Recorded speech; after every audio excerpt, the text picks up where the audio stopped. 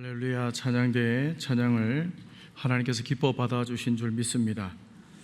오늘 찬양의 가사처럼 늘 주의 음성 듣고 끝까지 함께 하시라는 그 약속의 말씀을 듣고 살아가시길 바랍니다.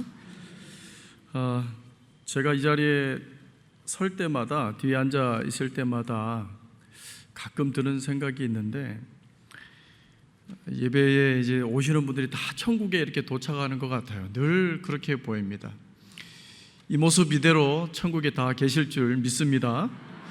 천국에 가면 세 가지 흔히들 놀란다 그러죠. 꼭 계셔야 될 것 같은 그 목사님이 안 계셔서 놀라고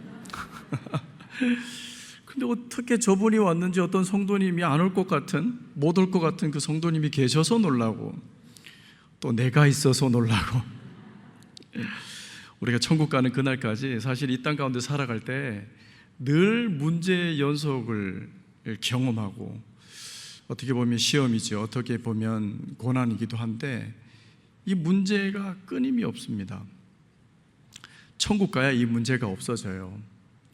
오늘 다윗도 마찬가지입니다. 오늘 다윗 말씀 보면 다윗이 지금 현실적으로 경험하고 있는 문제는 사울이었습니다. 사울이 계속 쫓아오는 겁니다. 죽이려고 달려드는 거죠. 우리 성도님들 중에 늘 이렇게 생각하죠. 이 문제만 없으면 좋겠다. 이 문제만 해결되면 좀 살 것 같은데 나는 왜 이러나 하고 있어요. 왜냐하면 이 문제가 자꾸 해결될 그 기미조차 보이지 않기 때문에 나는 왜 이러나, 나는 하나님 잘 믿고 살아간다고 하고 있는 것 같은데, 예배도 잘 드리고 있는 것 같은데, 말씀 잘 보고 기도하고 있는데 나는 왜 이러나, 이렇게 생각합니다. 그럴 때 우리가 판단이 흐려질 때가 있죠. 그런데 여러분 생각해 보십시오. 그 고난만 있었나요? 은혜도 함께 있었습니다. 우리가 늘 이 고난, 문제만 바라보고 있으니까 나는 불행한 사람이다 자꾸 생각하는 거예요. 고난만 보고 살면 정말 불행한 사람이 되어버려요. 은혜가 함께 있었다니까요. 이 다윗이 오늘 자기는 그렇게 생각했었는지 모르겠습니다. 내가 사울을 2번이나 하나님 말씀대로 살려줬지 않느냐, 왜 나를 괴롭히느냐는 거예요. 하나님 말씀대로 내가 믿고 의지하고 그 약속의 말씀 믿고 지금까지 달려오면서 살아갔는데 이 문제는 왜 해결되지 않느냐는 거예요. 판단이 흐려집니다. 그때부터. 그 고난만 있었습니까? 사울이 쫓아오는 그 역경만 있었습니까?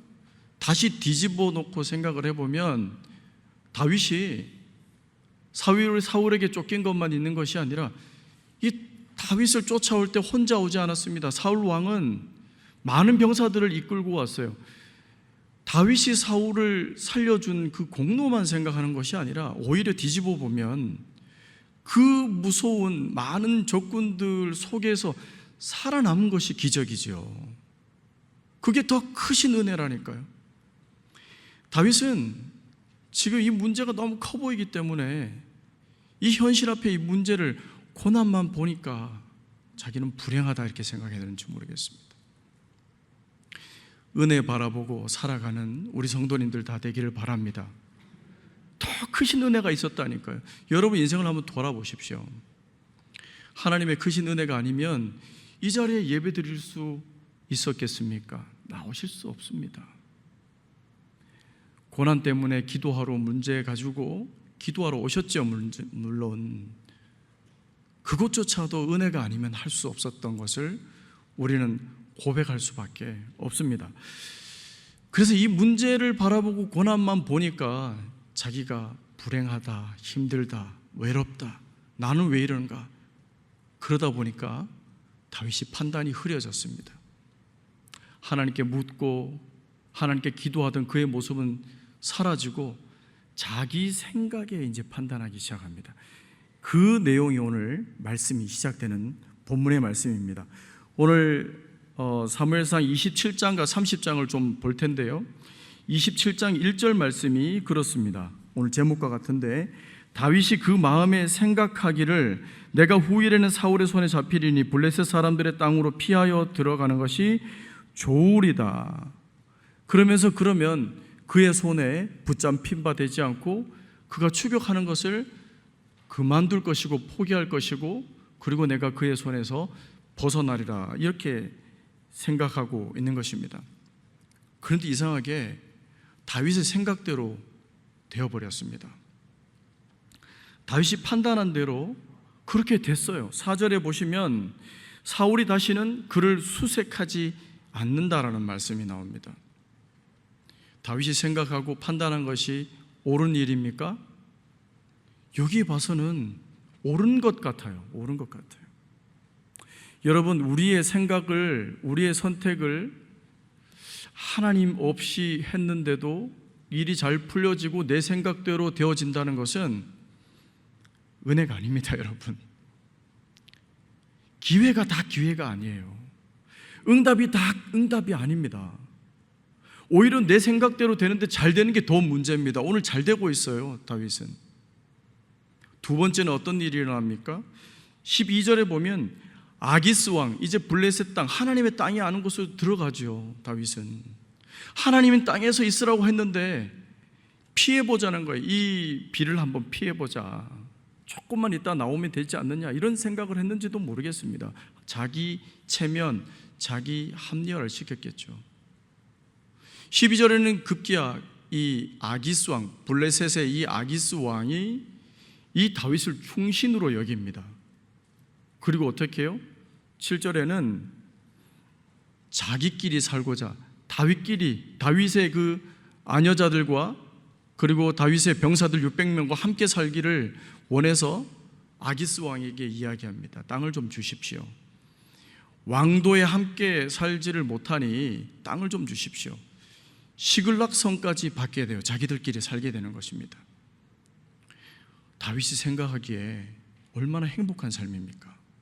쫓아오던 문제도 이제 떨어져 나간 것 같고 자기들끼리 잘 살 수 있도록, 평안하게 살 수 있도록 시글락 성까지 얻었는데 자기 생각대로 이렇게 잘 되었습니다. 완벽하지 않습니까? 여러분, 하나님 없이 선택할 때 이 환경이 기준이 되면 문제가 일어나기 시작합니다. 하나님 말씀이 기준이 아니라 선택의 기준이 늘 환경이었고 상황이었다면 그것이 응답되는 것이 응답이 아닙니다. 축복이 아닙니다.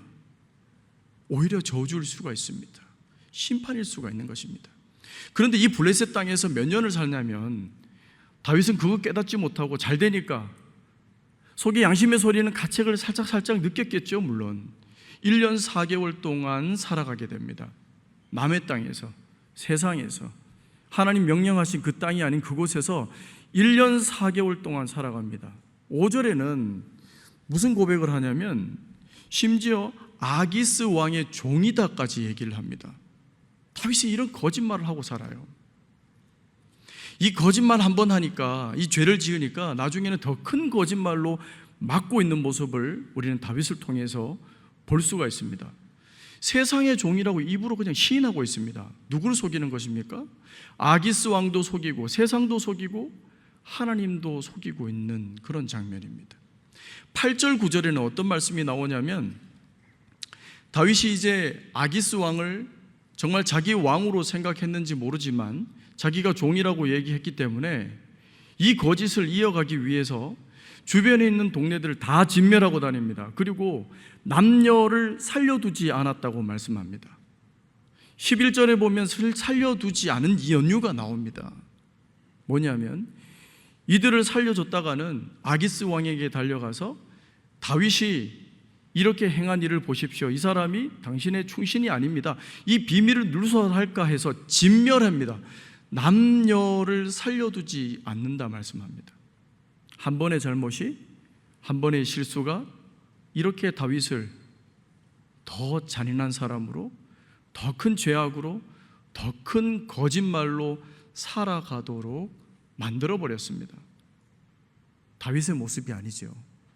정말 다윗의 그 작은 목동처럼 삶이 그렇게 퇴보해버렸습니다. 여러분, 여러분의 삶과 또 다윗의 삶이 별반 다르지 않습니다. 늘 문제는 따라다니죠. 잠시 이 비를 한번 피해보자, 이렇게 해서 잠시 머물렀던 것 같습니다. 그런데 더 문제는 잠시 머물렀던 그곳이 내 생각대로 되어지고 더 잘 되고 자녀손들도 더 잘 되고 재물이 더 쌓여지고 병이 더 호전되고 회복되고 정말 내 생각대로 더 원하는 조건들이 더 채워져 나갈 때 하나님 없이 선택했다면, 거기에서 평안을 느끼고 거기에서 안주하고자 하는 이 안식을 느꼈다면 그것은 거짓 평안이다라는 것입니다. 오늘 다윗은 그 거짓 평안으로 시글락성을 선택했습니다. 그에게는 이 거짓 평안이 바로 시글락성이었습니다. 여러분, 저와 여러분의 시글락성은 어떤 것입니까?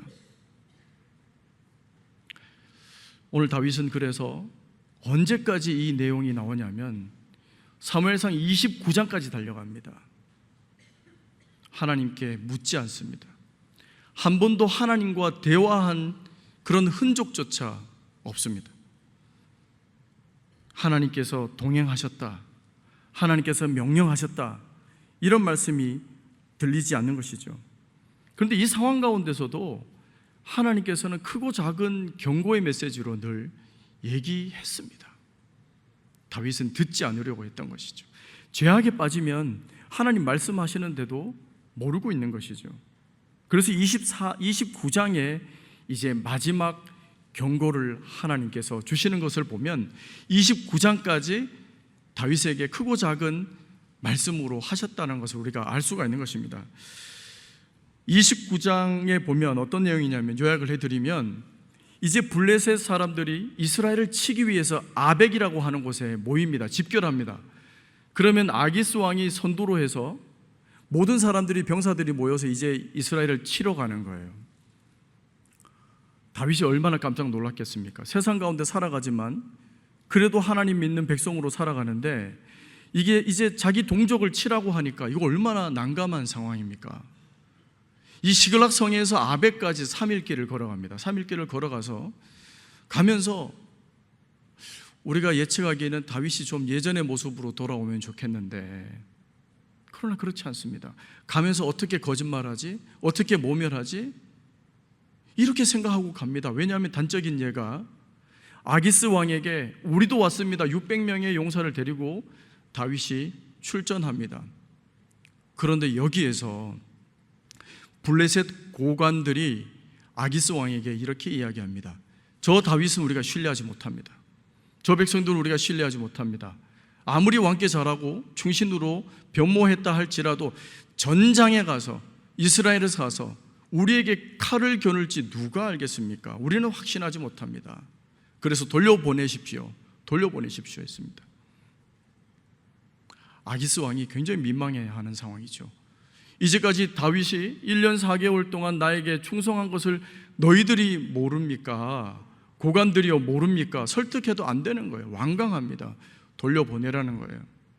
그랬더니 다윗은 여기서 한술 더 뜹니다. 굉장히 섭섭함을 표합니다.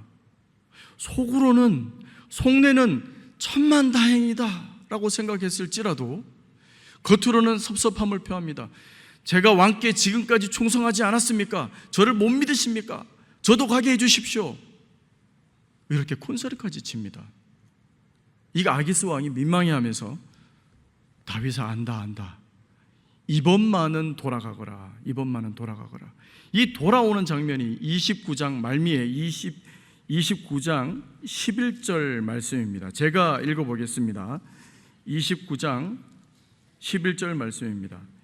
이에 다윗이 자기 사람들과 더불어 아침에 일찍이 일어나서 떠나 블레셋 사람들의 땅으로 돌아가고 블레셋 사람들은 이스라엘로 올라가니라.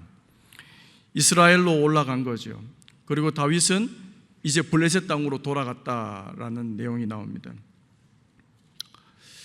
우리가 습관 중에 하나가 무엇이냐면 내 판단대로 해놓고 내 생각대로 해놓고 하나님 없이 선택해놓고선 그 생각대로 맞고 위기를 모면하면 하나님의 은혜라고 노래하는 그런 버릇이 있습니다. 다윗도 그랬던 것 같아요. 이 돌아오는 3일길에 이 시간 동안 얼마나 은혜냐고 서로 노래하면서 가슴을 쓸어내리면서 그렇게 돌아온 것입니다. 여러분, 이 위기는 은혜가 아니었습니다. 이 위기는 하나님께서 주시는 마지막 경고, 회개할 기회라고 하는 거죠. 회개할 기회를 놓쳐버렸던 것입니다. 우리 생각에는 이 다윗이 3일길을 걸으면서 내 아버지 집에 돌아가야 한다고, 탕자가 아버지 집에 돌아가는 것처럼 그저 맨발로 걷기도 하고 뛰기도 하면서 울면서 회개하면서 하나님 1년 4개월 동안 하나님 없이 살았음을 고백합니다. 하나님 용서해 주십시오. 내 안위를 위해서 선택했던 이 모든 것을 용서해 주십시오. 처자식 때문에 제가 눈이 멀었던 것 같습니다. 이 먹여 살리려고 제가 눈이 멀었던 것 같습니다. 상황은 견디기 힘드니까 하나님 배반하고 세상의 종이 되었습니다. 용서해 주십시오. 하루, 이틀, 3일 그렇게 회개하면서 울면서 시글락성으로 갔어야 되지 않았을까요? 다윗이 너무 아쉬운 장면입니다. 우리가 이 다윗을 보면서 얼마나 낯선 모습을 우리가 이 장면에서, 이 대목에서 우리가 경험합니까? 다윗이 누굽니까?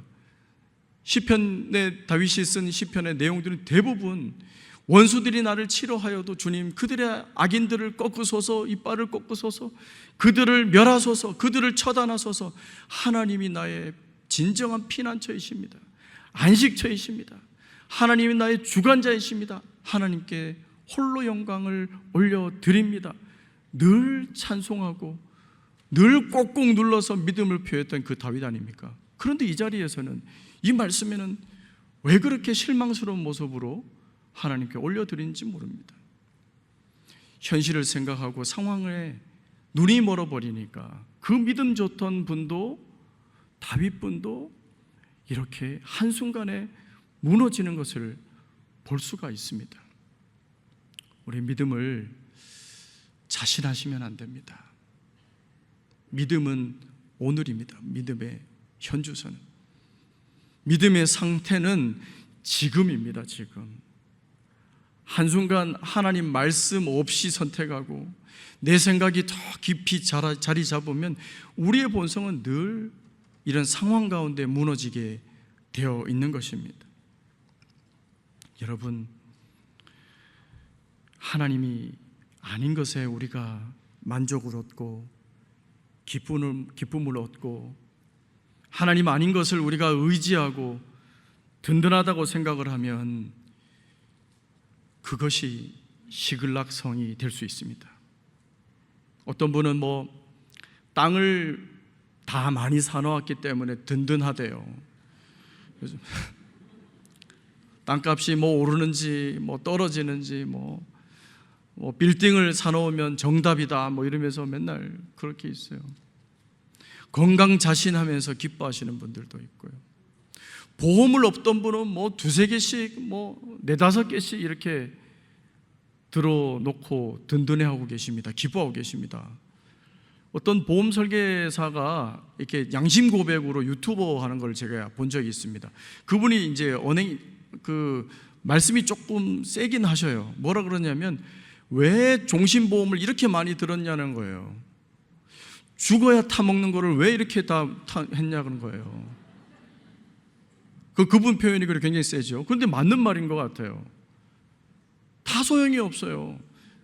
노후 대비를 해놔서 우리가 든든하다 하지만 우리 믿는 사람들은 사실은 사후 대비 아닙니까? 이해 가세요? 노후 대비가 아닙니다. 우리는 천국이 이미 대비되어 있어요. 사후 대비입니다. 사후 대비. 아멘이십니까? 하나님 없이 하나님 아닌 것에 자꾸 기쁨을 주고 기쁨을 얻고 든든함을 얻는 것을, 그것은 성경에서 우상이라 그럽니다. 우상. 거짓 안식처입니다. 거짓 평안이라고 하는 것이죠. 이렇게 경고를 무시했던 다윗에게 하나님께서 이제 30장, 오늘 읽은 본문 30장에 심판을 내립니다. 고난을 허용하십니다. 회개하지 않으니까 마지막 이 심판의 전조까지 무시해버리니까 오늘 사무엘상 30장에 심판하고 있는 것입니다.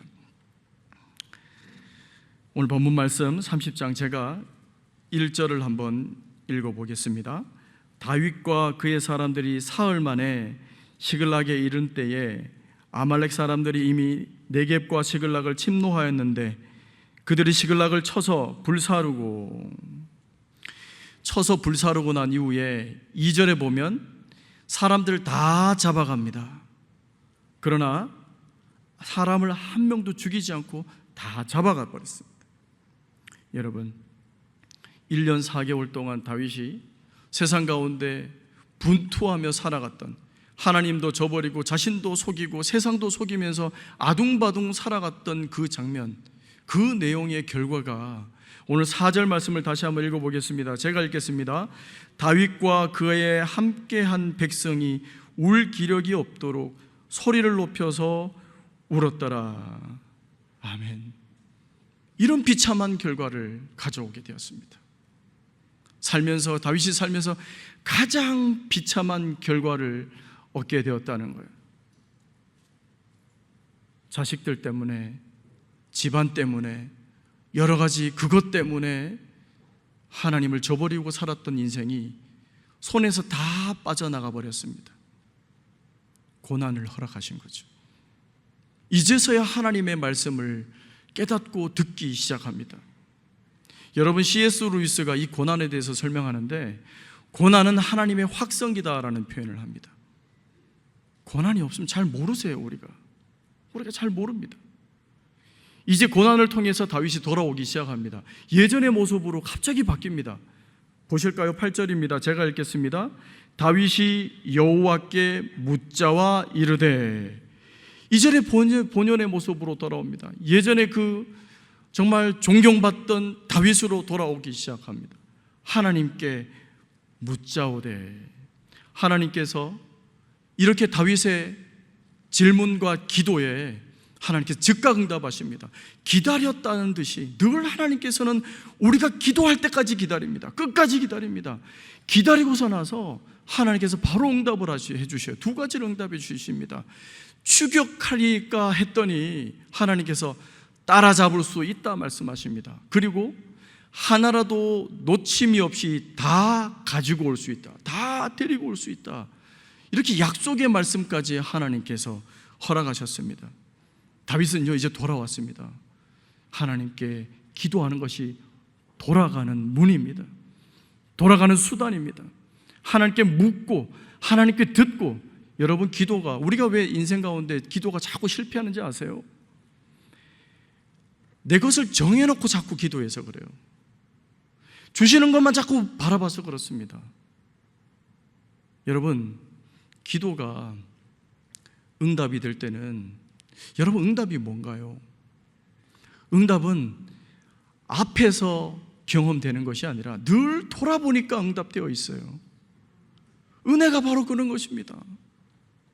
은혜가 어떤 것입니까? 앞을 보면 막막합니다. 안개가 짙게 드리워져 있습니다. 그런데 인생을 돌아보니까 늘 햇볕 쨍쨍이었습니다.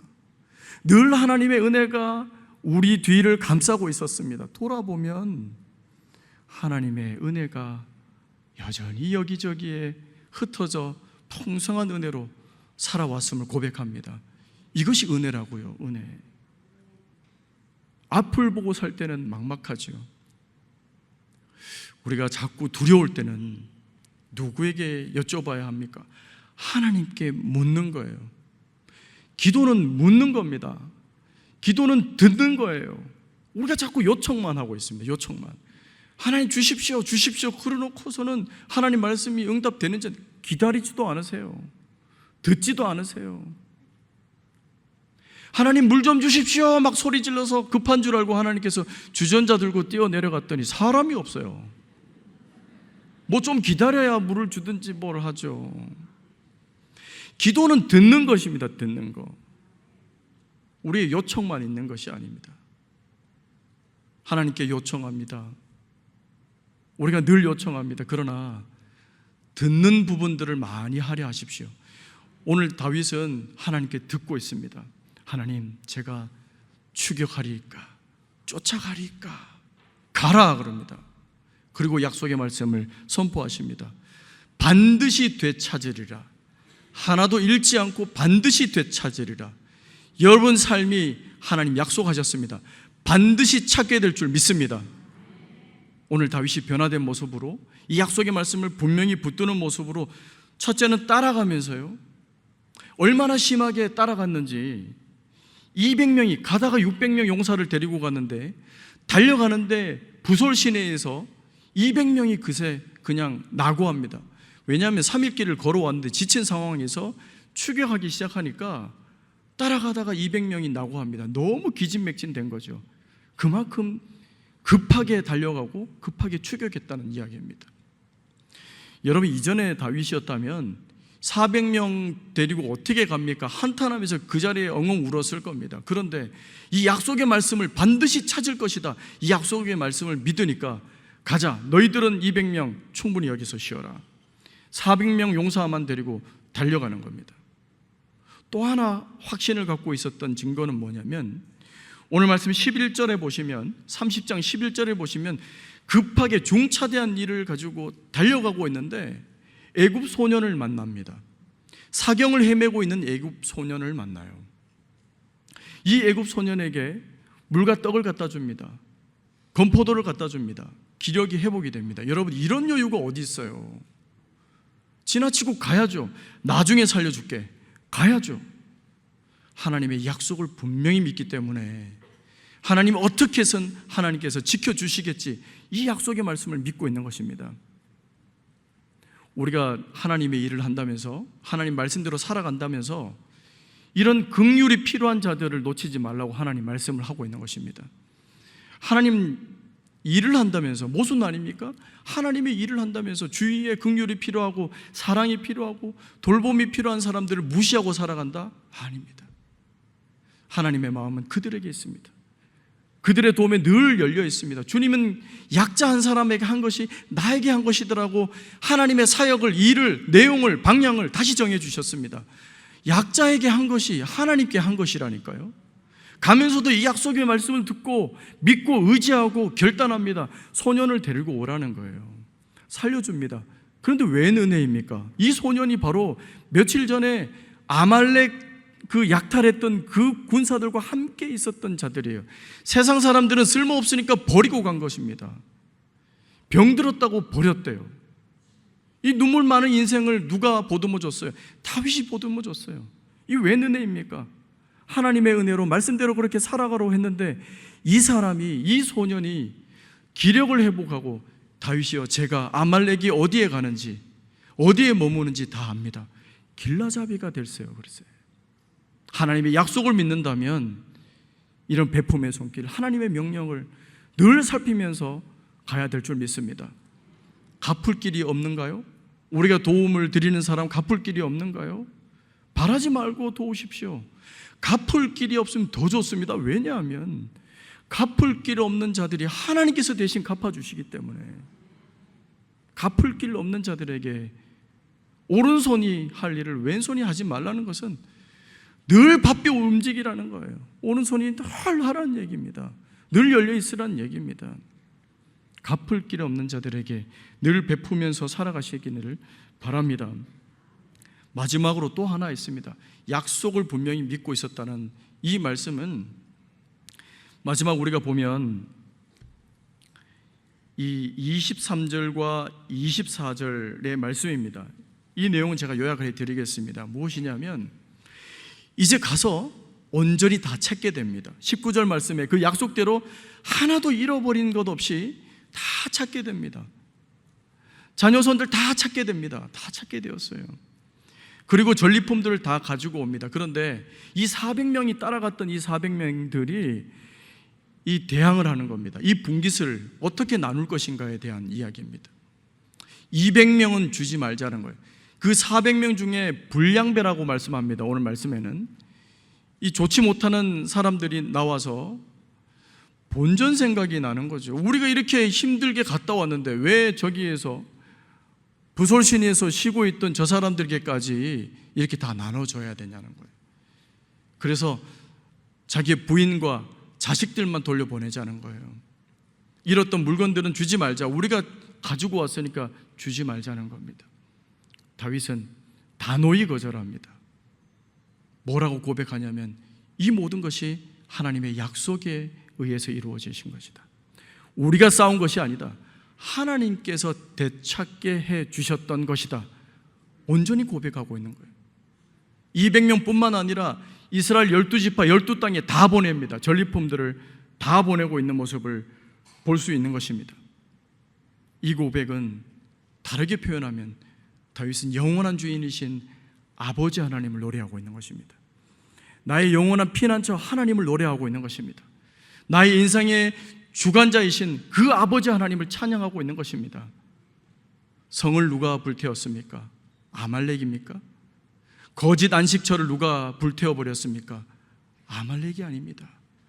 하나님께서 불태워버리셨습니다. 다윗의 이 고백에 하나님께서 이 시글락성, 우상과도 같은 이 거짓 평안을 주는 저것을 하나님께서 불태워 주셨음에 감사합니다, 이렇게 고백하는 거예요. 여러분, 죄악 가운데 빠지면 저나 여러분이나 스스로 이 시글락성을 불태울 수가 없습니다. 빠져나올 수가 없습니다. 끊어낼 수가 없습니다.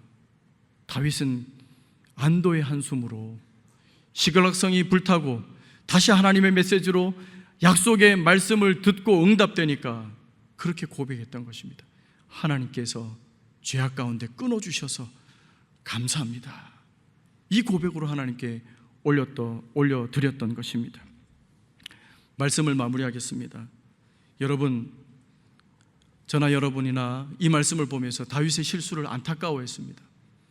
그러나 그 모습이 우리의 모습입니다. 다윗이 조금만 더 견뎠더라면, 조금만 광야에서 하나님의 땅에서 하나님의 은혜만을 바라보고 살아갔더라면 이런 아쉬움이 있습니다. 눈앞에 이제 다 왔는데 말이죠. 미국의 플로렌스 체드윅이라고 하는 수영 선수가 있었습니다. 이 여자 수영 선수가 LA 근처에 있는 카타리나 섬에서 이 캘리포니아 해변까지 자기가 이 수영을 해서 건너가겠다고 도전했습니다. 그래서 50개 주 미국의 전역에 이 방송이 됩니다. 그래서 열심히 수영을 했습니다. 16시간 동안 이 수영을 해서 지치지 않고 이렇게 수영을 하는 모습을 보면서 미국 사람들은 이 열광을 했다고 합니다. 그런데 갑자기 이 안개가 드리워지면서 짙은 안개가 갑자기 끼기 시작했답니다. 그런데 그것을 보면서 점점점 힘이 빠지고 사력을 다해도 되지 않은 것을 보면서 따라가던 구조선에게 손을 들고 그리고 포기해버립니다. 그래서 배를 타고 해변가로 오는데 나중에 도착해서 보니까 불과 500m밖에 남지 않았다는 거예요. 기자가 인터뷰하면서 물어봤어요. 뭐가 힘들어서 포기했나요? 지쳤습니까? 추웠습니까? 어땠습니까? 했더니 안개 때문에 포기했다는 거예요. 여러분, 아무리 힘들고 어려울지라도 이 약속 믿고 간다면 조금만 더 견디면 됩니다. 눈물 한 번 닦고 아무리 어려워도, 조금 어려워도 눈물 한 번 닦고 말씀 한 번 펴고 하나님께 한 번 더 묻고 발을 한 번 더 내디뎌야 되지 않겠습니까? 결승선이 눈앞에 있습니다. 우리 인생의 안개가 늘 있죠. 눈앞에 있어요. 이 다윗이 27장에 그러지 말고 27장에도 광야에서 떠돌다가 하나님 말씀 믿고 고생 조금만 했으면 불과 몇 장 뒤에 사무엘상 31장에 사울이 죽어요. 바로 앞에 있어요. 바로 앞에 있습니다. 1년 4개월 동안 허송세월을 보냅니다. 눈앞에 안개 때문에 하나님 말씀이 흐려지고 약속이 흐려졌습니다. 사랑하는 우리 영락의 모든 성도님들, 어떤 어려움이 있을지라도 안개 보지 마십시오. 고난 보지 마십시오. 늘 우리를 지켜주셨던 그 크신 은혜를 바라보고 약속을 바라보고 이제 결승선이 눈앞에 있다는 것을 믿고 나아가시는 저와 여러분들의 삶이 되기를 주의 이름으로 축원합니다. 기도하겠습니다. 하나님 아버지, 눈앞에 문제와 상황이 때로는 저희들을 좌절하게 만들고 우리의 불안함과 두려움 때문에 우리의 생각으로 판단하고 선택할 때가 있습니다. 주님, 불쌍히 여겨주셔서 우리를 살려주시옵소서. 고난 보지 아니하고 오직 은혜만 보고 살아가게 하여 주시옵소서. 아버지 하나님, 삶 속에서 하나님의 은혜를 늘 발견하는 저희들 되게 하여 주시옵소서. 예수 그리스도 이름으로 기도하옵나이다. 아멘.